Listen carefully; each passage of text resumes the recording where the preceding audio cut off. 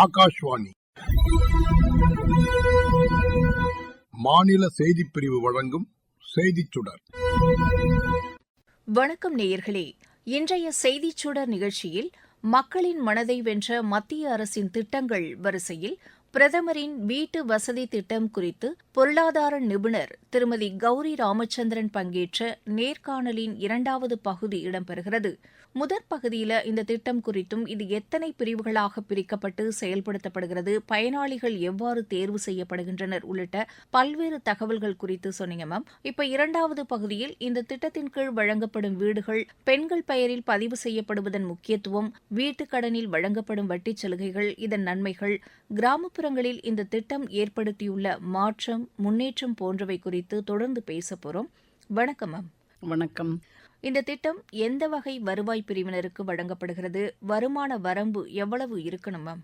இது நகர்ப்புறத்தில் பார்க்கும்பொழுது இந்த வருமான வரம்பு 3 லட்சம் 6 லட்சம் அந்த மாதிரி வந்துடுது. அது நகர்ப்புறம் ரொம்ப கிளியர் கேட்டகரைசேஷன். இது தவிர ஸ்லம் கிளியரன்சஸ் ரீடெவலப் பண்ணும்போது ஸ்டேட் கவர்மெண்ட்டும் பார்ட்டிசிபேட் பண்ணும். 60% சென்ட்ரல் கவர்மெண்ட் கொடுக்கும், 40% ஸ்டேட் கவர்மெண்ட் எடுத்துட்டு அந்த ஃபுல் வேற ஏஜென்சி மூலமாகவே வச்சு அவங்க ஸ்லம் கிளியரன்ஸ் ரீடெவலப்மெண்ட் பண்ணுறதுக்கு உதவுவாங்க. அது நகர்ப்புறத்தில். அதை தவிர இண்டிவிஜுவல் பேஸ்டும் கொடுப்பாங்க. கிராமப்புறத்தை பொறுத்த வரைக்கும் அவங்களுக்குன்ட்டு வருமானங்கிறது அவங்களே வருமானம் இல்லாத ஏதோ ஒரு விட்டு விட்டு கிடைக்கக்கூடிய நிரந்தர வருமானம் இல்லாத தொழிலாளிகள். அதனால அந்த ஸ்ட்ரீட் வெண்டர்ஸ்லேருந்து எல்லாருமே இதில் அலவுடு.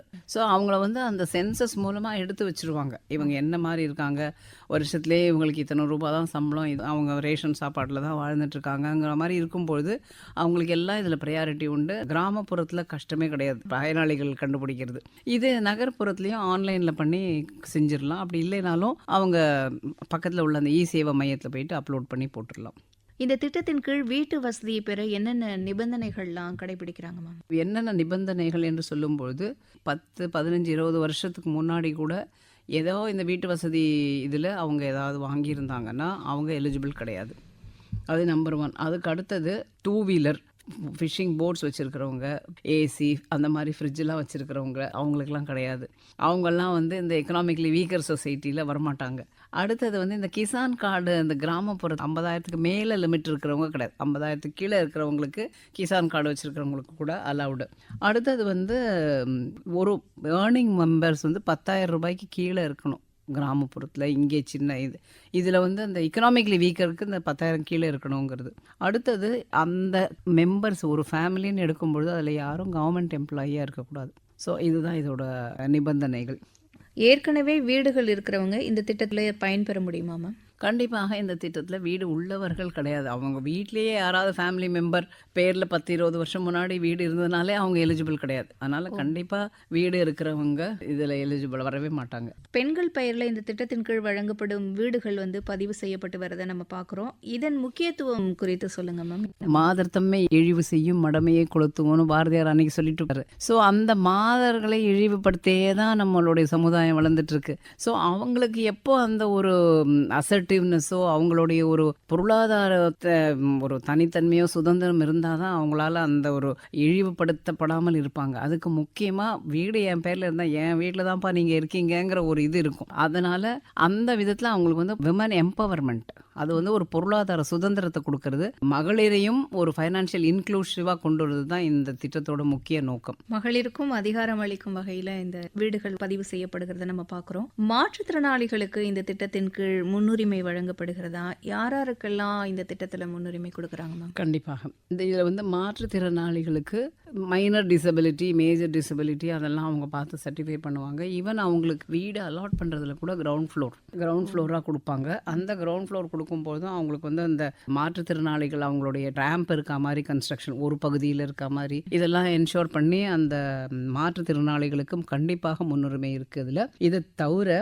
ஸ்ட்ரீட் வெண்டர்ஸ், வேறு யாரெல்லாம் ஒரு SC ST பிரிவை சேர்ந்தவர்கள், மைனாரிட்டிஸை சேர்ந்தவர்கள், அப்புறம் முக்கியமாக இந்த 3ஆம் பாலினம் என்று சொல்லக்கூடிய டிரான்ஸ்ஜெண்டர்ஸ், அவங்க அப்புறமா சிங்கிள் விமனாக இருக்கிறவங்க, வீடோ, இவங்களுக்கு எல்லாருக்குமே இதில் இந்த சென்சஸோட டீட்டெயில் இதெல்லாம் வந்துடும். ஸோ அவங்களுக்கெல்லாம் ப்ரையாரிட்டியில் ஃபர்ஸ்ட் அலாட் ஆகிடும். வீட்டுக்கான கடனில் வழங்கப்படும் வட்டி சலுகைகள் குறித்து சொல்லுங்க மேம். இதில் வந்து வட்டி சலுகைகள் கொடுக்கும்போது இது ரொம்ப முக்கியமாக நம்ம பார்க்கணும் அப்படின்னு சொன்னால், முதல்ல வந்து வளர்ச்சி பெற்ற மாநிலம், வளர்ச்சி பெறாத மாநிலமாக பிரிச்சிருக்காங்க. ஸோ இப்போ வந்து நார்த் ஈஸ்ட் ஸ்டேட்ஸில் உள்ள அங்கே உள்ள மாநிலங்கள் எல்லாருக்குமே கவர்மெண்ட் வந்து 25,000லேருந்து 2,25,000 வரைக்கும் ஒரு யூனிட்டுக்கு கொடுக்குறாங்க.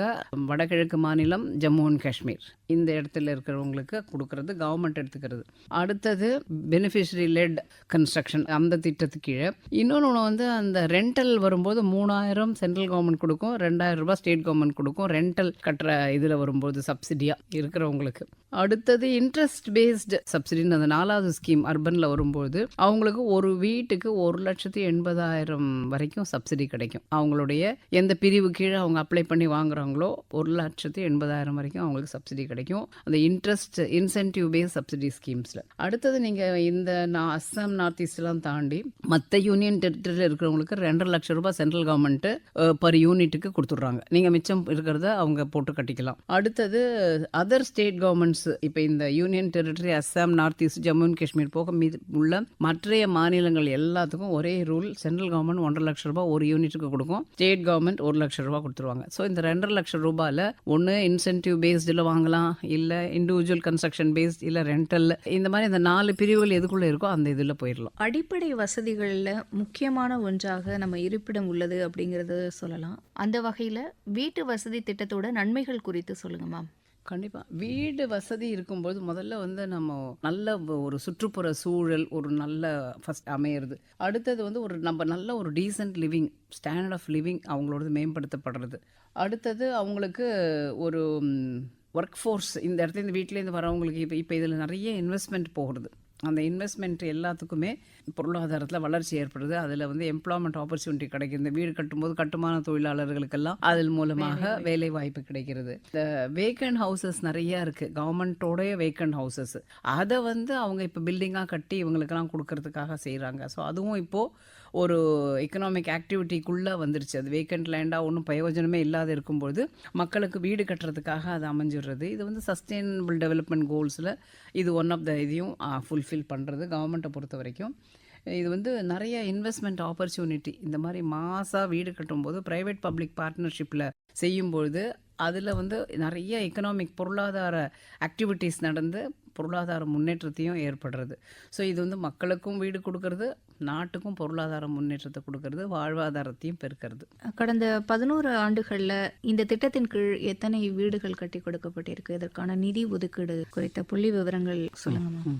ஆக்சுவலி வந்து 1.12 crore டிமாண்ட் இருக்குது இந்த சென்சஸ் எல்லாம் வச்சு பண்ணும்பொழுது.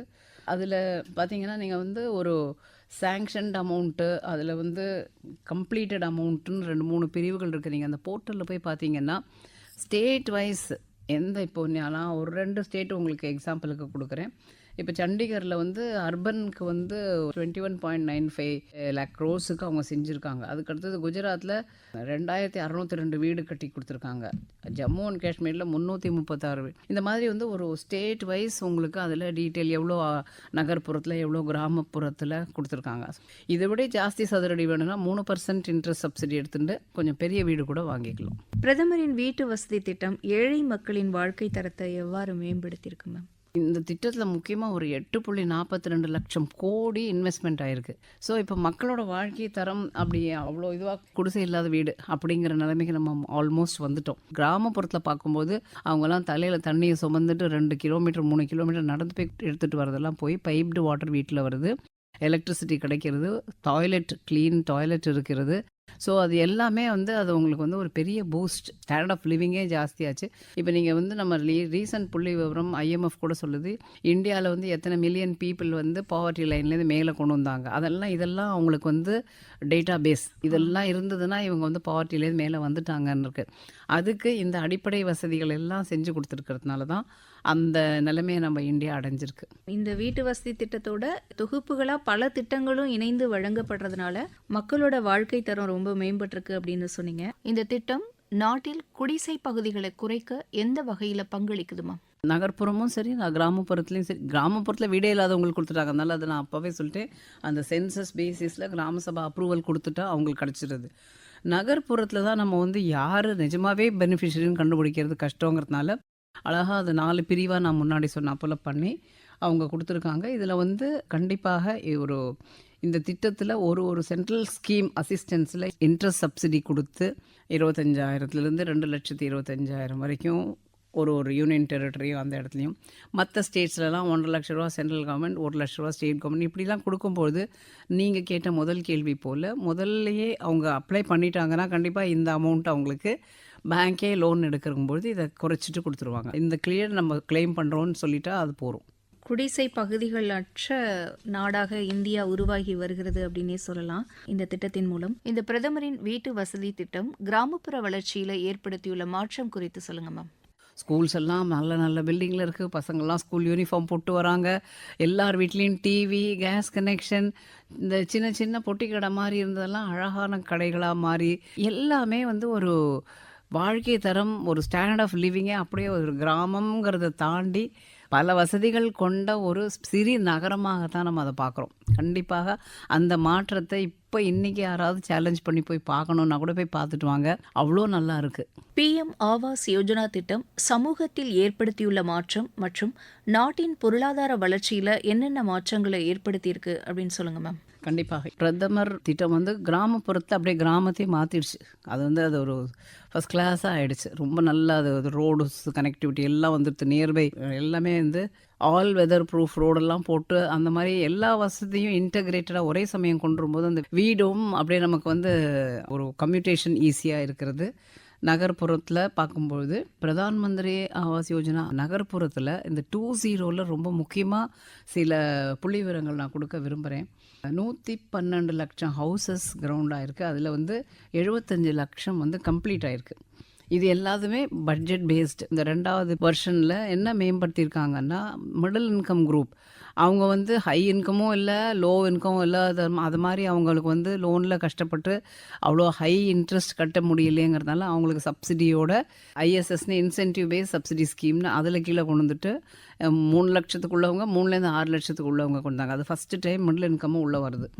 அடுத்தது இதில் முக்கியமாக வீடு கம்பல்சரி மகளிர் மேலே தான் ரெஜிஸ்ட்ரேஷன் வருது. அது வந்து மகளிருக்கு ஒரு பொருளாதார சுதந்திரத்தை கொடுக்கிறது.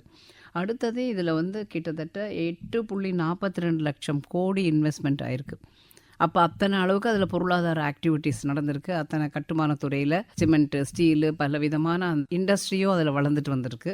ஸோ இது கண்டிப்பாக ஒரு பொருளாதார வளர்ச்சியையும் கொடுத்துருக்கு, வேலை வாய்ப்பையும் கொடுத்துருக்கு. இதில் வந்து கட்டுமானத்துறை மீனெல்லாம் வந்து ரொம்ப ப்ரிமிட்டிவ் ஓல்டு ட்ரெடிஷ்னல் டைப்பில் பண்ணுவாங்க. இப்போ கட்டுமானத்துறையிலேருந்து எல்லா துறையிலையுமே நம்ம வந்து டெக்னாலஜி ரொம்ப சிறப்பாக கொண்டு வந்திருக்கிறதுனால, அந்த டெக்னாலஜி ட்ரிவன் இருக்கிறதுனால அது வந்து ஒரு எர்த்குவேக்கோ ஒரு ஃப்ளட்ஸோ என்ன வந்தாலும் தாங்கக்கூடிய அளவில் ஆல் வெதர் ப்ரூஃப் மாதிரி. இப்போ ஃபிஷர்மேனுக்கு கட்டி கொடுக்கும்போது அவங்க எப்படி தான் கடலோர பகுதியில் இருப்பாங்க, அவங்களுக்கு ஒரு வெள்ளங்கள்லாம் வந்ததுன்னா கூட அது எப்படி இருக்கணுங்கிற ஒரு இதோடு பண்ணி கொடுக்குறாங்க.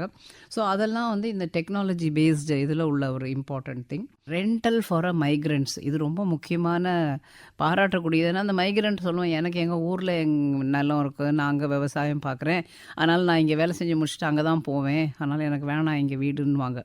ஸோ அப்போ அவங்களுக்கு இங்கே ரெண்டலில் இருக்கிறதுக்கு ஒரு கிளஸ்டர் மாதிரி பண்ணி செய்கிறாங்க. அடுத்தது வந்து 70 லட்சம் பெனிஃபிஷரிஸ் பிலோ ஏஜ் 45.